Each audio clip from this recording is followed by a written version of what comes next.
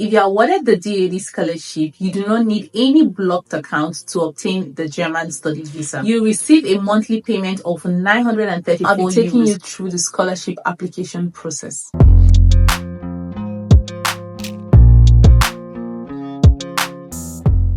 Hi everyone, how you doing? You're welcome back to my channel. In my previous video on the reasons why you should study in Germany, I realized that the Germany blocked account is a very big challenge for a lot of international students wishing to study in Germany. It's a lot of money. So for those of you who do not know, the Germany blocked account is a proof of funds which you must provide for a German student visa to be issued to you. So it's basically the major requirement for a German student visa. And as of January 2024, it was about 11,208 euros. Yeah, a lot of money. In this video, I'm going to be talking about the very famous DAAD scholarship, which offsets this proof of funds. So if you get a DAAD scholarship, you don't have to provide this blocked account. I'll also be giving you a step-by-step process of how you can apply for this DAAD scholarship. So does this spark your interest? Then keep watching, and don't forget to subscribe to my channel, give this video a thumbs up, and share this video to as many people as possible. The German Academic Exchange Service, which is the DAAD, sponsors this fully funded scholarship for international students who want to study in Germany. This is one of the most popular and significant scholarships in Germany for international students, and it offers international students from developing countries the chance to do their postgraduate studies, their master's studies in Germany's state-recognized universities. Which brings us to the question of who can apply for this scholarship. Every graduate from any of the eligible countries can apply for the DAAD scholarship. I'll be showing you the list of eligible countries in this video. So there's usually no fixed age limits, but you must have at least 2 years working experience to be able to apply for the scholarship. However, most of the programs usually require that a certain amount of time should have elapsed since you obtained your last degree. Now to the benefits of this scholarship. Like I previously mentioned, if you are awarded the DAAD scholarship, you do not need any blocked account to obtain the German study visa. You receive a monthly payment of 934 euros for master's study and 1,300 euros for doctoral candidates. You have your insurance covered, you receive travel allowance, and in some cases, you receive monthly rent subsidy. Finally, the requirements for this scholarship. It's important to mention that the requirements are peculiar to your country of origin and some other factors such as the program you're applying for and the university you're applying to. However, these are the basic requirements. You must hold a bachelor's degree, at least 4 years. You must have at least 2 years working experience after your first degree, which I previously mentioned. And for English Touch programs, you must provide a proof of English proficiency. And for German Touch programs, you must have a minimum of German language B1. So right now, I'll be taking you through the scholarship application process. And to do that, I'll be sharing a screen record of my laptop. It's always advisable to use a laptop to make it easier for you, but if you don't have a laptop, you can always use your phone. I'm also going to be attaching all the websites in the description and comment section. So you're going to find all these websites in the description and also in the comment section of this video. So we just opened the DAAD scholarship website. And in case you open the website and it's not in English, you can always change it to English right here. The first thing you ought to do is to check if your country is eligible to apply for this scholarship. Remember, I told you guys that I'll be showing you the list of eligible countries. And to check if your country is eligible, you will do so by clicking on this link right here. You can decide to download this list just to have it. It's better for easy access. It's quite a lot of countries, basically all the countries in Africa for those of us from Africa. And yeah, you could also see other countries from every other continent in the world. Next is to check the list of available postgraduate courses that you can apply for and their application deadlines as well. And we'll just click on this link. Also advise that you download this list just to have it handy. Here are a list of courses that you can apply to, and you're required to apply to 3 different courses. After you've taken your time to go through this list of available courses and you've done your research and made your decision, of course, you always have to have the application deadlines in mind just so you don't miss the deadlines. Then you can start making your applications. So this is how it works. You first apply to the universities of interest and they make their selections, and then DAAD check these selections carefully, and then you get your positive or negative response. For a better explanation of this application process, I'm going to assume that I want to apply for a program on this list. So I want to apply for environmental governance, and this is offered by University of Freiburg. You can see it's an English course and its duration is 24 months, and also the application deadline is 15th October 2024. I'll click on my program of interest and then it takes me straight to a university web page, and carefully go through the web page to know where to make your application.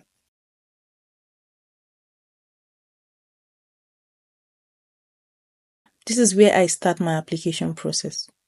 The portal for applying for this program, if you're self-financing, is different from the one for DAAD scholarship application. And for the DAAD scholarship application, we start by clicking this link. The first step in the application process is to complete the online eligibility assessment to know if you're eligible to apply for this program. You click right here and then it takes you to this portal where you have to fill in your data. After you've completed this and submitted, you receive an email confirming if you're eligible to apply or not within a week. And while you wait, it's always important to start getting your documents ready. And you can find the list of application documents on the DAAD website and also on the school website right here. It's always advisable to use the list on the school website, since we mentioned earlier that the requirements are peculiar to the university that you're applying for. The first document on the list is the DAAD application form, which you can download by clicking on this link. So you just fill it carefully, and luckily it's not just in German, it's also in English for those of us that speak only English. Next is a checklist of mandatory documents that you have to submit to apply for this scholarship, and all you have to do is to tick off the list showing that you're going to submit these documents, and then you write your name and then you sign. Next is the program application form, which requires basically the same thing. You just fill up the form with your data and then you sign it as well. And the next application document on the list is the motivation letter. And you can see that a guideline has been provided for writing the motivation letter, which you're expected to follow. You also have to sign and submit these documents, confirming that you wrote this motivation letter by yourself without any help, and that the contents from the motivation letter was not taken from any other sources. It's also important to note that you would need to write 3 different motivation letters for the 3 different study programs that you're applying for. You don't use the same motivation letter that you used for one study program for the other 2. You have to write 3 different motivation letters, and if you don't do this, your application will not be processed by DAAD. The next application document is the recommendation letter. So you need 2 recommendation letters, one from your university professor or lecturer and another one from your current or former employer. It's also important to note that you cannot send these recommendation letters to the university yourself. Your referees would need to send these recommendation letters to the university you're applying to directly. And it's also important to note that these recommendation letters should come with letterhead, signatures, and official stamp. The next application document is your bachelor's degree certificate and your transcript of records.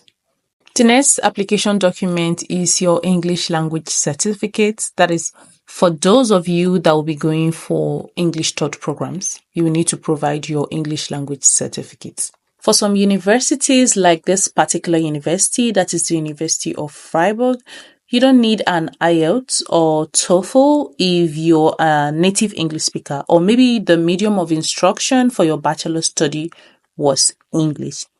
All you need to do is to get a certificate of English language proficiency confirming that English was the medium of instruction for your bachelor study from your previous university.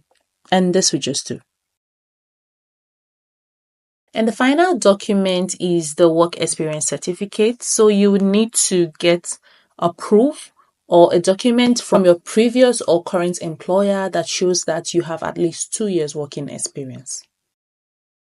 After you've been able to get all these documents together, please go through them thoroughly before you submit them to the University of Interest. And for this program, you just have to send it to this email address. After submitting your documents, the next step is to wait for a notification from the university via email telling you if you've been offered an admission or if you've been shortlisted for an interview maybe. So the period of notification will always be stated on the university website. And in a situation where it is not stated, you can always call or send an email to the university.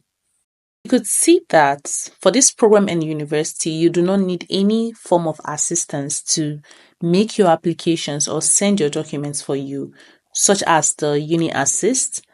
Here, you just send your documents to a provided email address. And this is contrary to what might be required of you from another university. So you have to bear it in mind that your second or your third choice of program might actually require that you send your documents via Uni Assist, which will usually cost you some money. Now you can see that the application process is not as difficult as people usually think. Everything is pretty much explained to you. So I hope you're making that research right now and you're putting your documents together to make the application for this scholarship. And while you're at it, don't forget your deadlines. The deadlines are super important. So while you make your research, have your deadlines in mind. And I really hope you get the scholarship. I wish you all the best.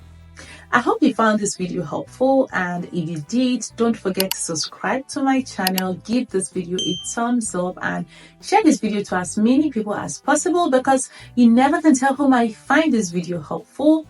And don't forget to leave your comments and feedbacks and questions and concerns in the comment section, and I'll do well to give you a response. And thank you so much guys for watching my video. See you in my next video.